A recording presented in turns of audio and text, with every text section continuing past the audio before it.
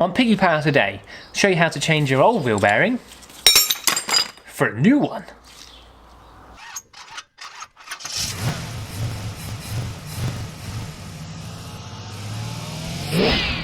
So yes, on this guide I'm going to show you how to get rid of your old wheel bearing, which is rumbly and noisy. Cue shot of rumbly noisy wheel bearing now.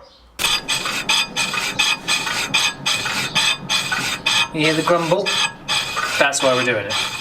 And we're going to replace it with a nice new shiny one. So, you're going to need a few things. You're going to need a new bearing kit. I'll put a link to that because it was a pretty decent price, but it's up to you whether you get a known branded one from your Interfactors or whatever. And then I'm going to show you some tools you're going to need. Okay, so you're going to need a few things for this job. It's not a complicated job, but you do need a few different bits and bobs. You're also going to need something to take your wheel off and jack axle stand. You're going to need a bearing kit. I'll put a link down the bottom here. This is just a bit of a budget one. It was 20 quid. You can get similar price ones on eBay or local motor factors. About 40 quid the local motor factors were to me. So I went cheap. You're going to need a socket, a big one. This is a 1 5/8 socket, but a 40mm socket is basically what you need. That's really important. You never go anywhere without that. You're also going to need 13mm spanners. You're going to need some punches and blunt chisels, possibly a pair of grips. You need a T30 Torx and a 10mm for the guard behind. Always something to grab your nuts and bolts in is handy, like a nice magnetic one. A hammer to also hit your chisels and stuff. I've got 2 strike through items here, a screwdriver and a pry bar. And then crucially, to get the bearing and hub face off the stub axle, I've got a puller here and we've got a grinder because sometimes, as you'll see later in the video, the rear side of the bearings stays on the stub axle, needs cutting off. As I've got some safety glasses to go with that. So there's a few different things there, as you can see. Most people are going to have most of this stuff, I would think, in your toolbox. You could just use a saw instead of a grinder, of course, and you could maybe attach the wheel or use an actual slide puller for the bearing.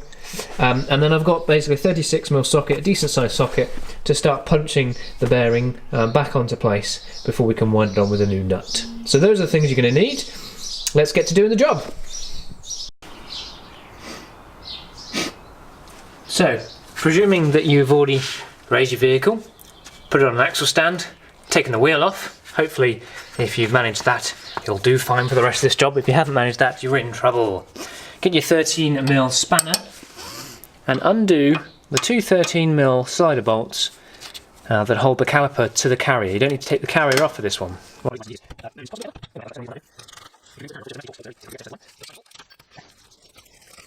It's already coming out, but we just get a lever and just encourage it out a little bit. There we go. I guess the front pad will probably pop out, but the rear one might just stay in for the purposes of the rest of this job. And then we have these 2 Torx here. So that's a T30 Torx. Now a little trick for you here is if you haven't got a gun to whack these off, they're a bit tight, to stop the disc spinning, just put a pair of grips. Don't have to be very tight.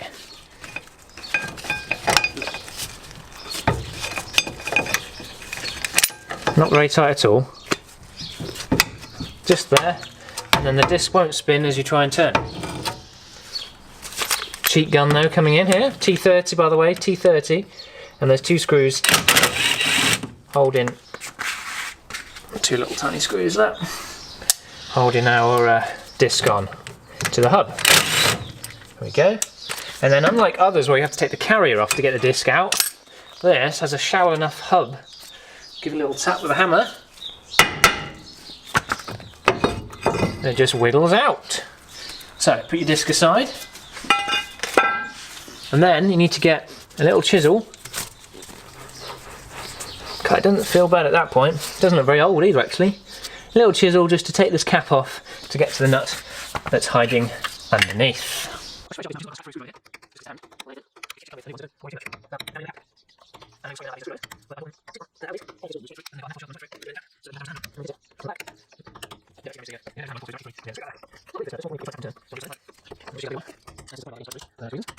And now we do need a blunt chisel.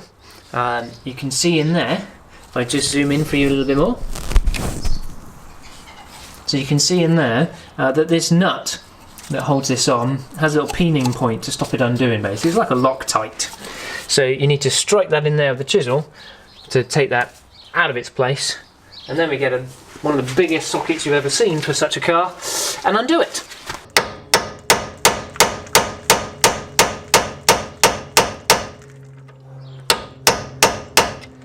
And you want to get that, oh there goes the other pad, you want to get that point out so it's got a nice curve to it again, and then we get our socket, which officially I believe is a 41.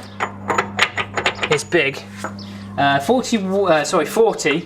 I only have a 41 socket, or in the Imperial, it's 1 5/8.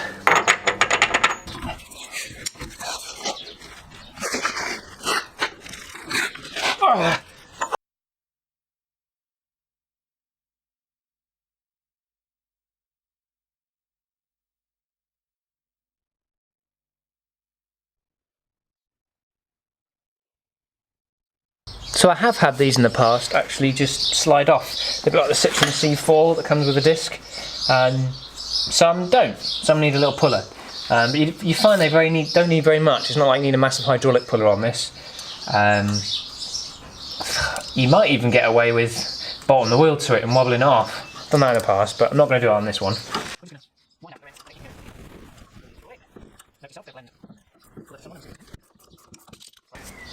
If you have a good time with these bearings, then this won't happen. Now if you look carefully there,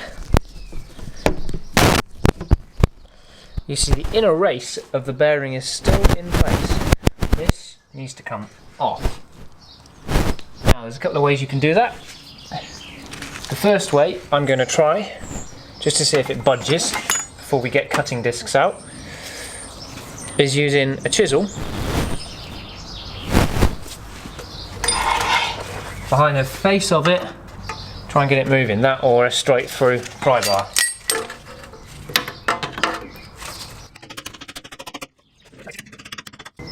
So, it's grinder time. We've got to get a grinder, we've got to slit the bearing here so that it releases the pressure on the hub shaft here, and then it'll ping off. So that's what we're going to do. So we're going to get a grinder with a cutting disc, cut through there. You could also use a junior hacksaw. Take you a bit longer, but you could do that no problem. This is not something you have to do, but I'm going to take the little back shield off it, and that way I've got a little bit more access with my grinder.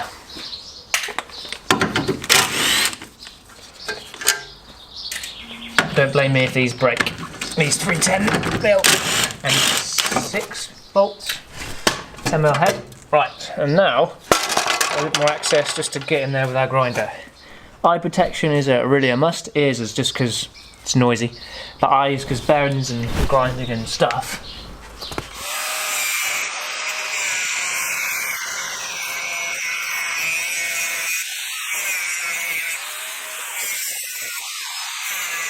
So in the cut I'd made, stick the punch in, and that opens the bearing up. Like that, and then if we get a lever behind it, we can get it off. There we go. So you can see you've got the cut through it, and then you just split the rest with the chisel, and that takes that off. Okay, so let's put the cover back on. We'll just clean the stub axle up a little bit with a bit of oil and a bit of Scotch-Brite. Clean that off. Stop shaking the camera.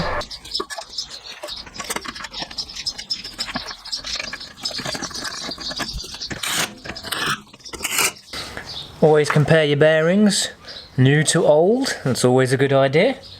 Make sure like the well, there's 5 knot holes. The sizes look the same. You know, level them up next to each other, and we're good. Okay.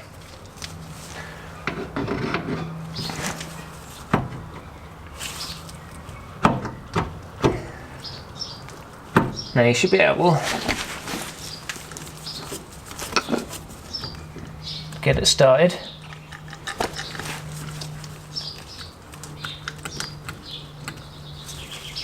just by hand. And then you're going to get a socket.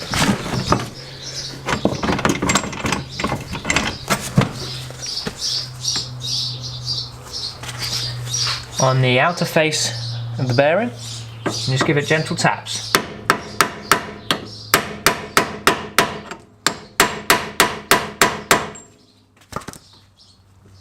To send her home. Keep checking it looks good each time you do that.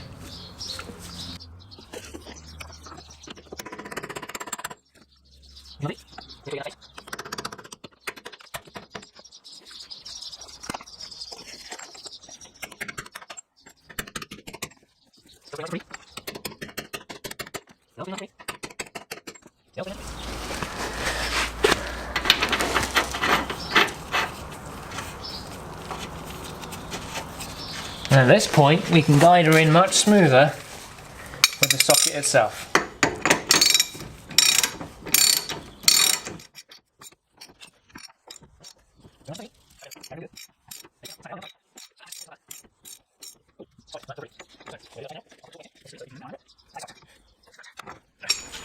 And the bearing isn't pinched, it's not tight, it runs true, no bad noises. Lovely jubbly. Then we've got to do two things. We get a blunt chisel. We get a blunt chisel, like that, my old blunt chisel. And on that little space there, where's the cutout on the stub pin. You want to pin that edge in again, like we did before. Change a second. Hey, hold on to your chisel. There you go, see that? And then get into your box of bits, nice fresh new one, and just gently tap that in.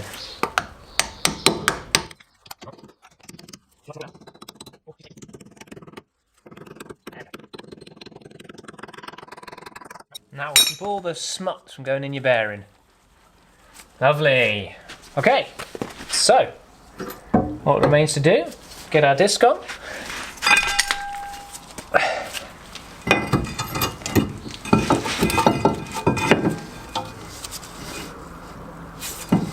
Line up our disc retaining bolt holes, there and there. We'll put those in, we'll put the pads in and we'll be done. Bearing's done.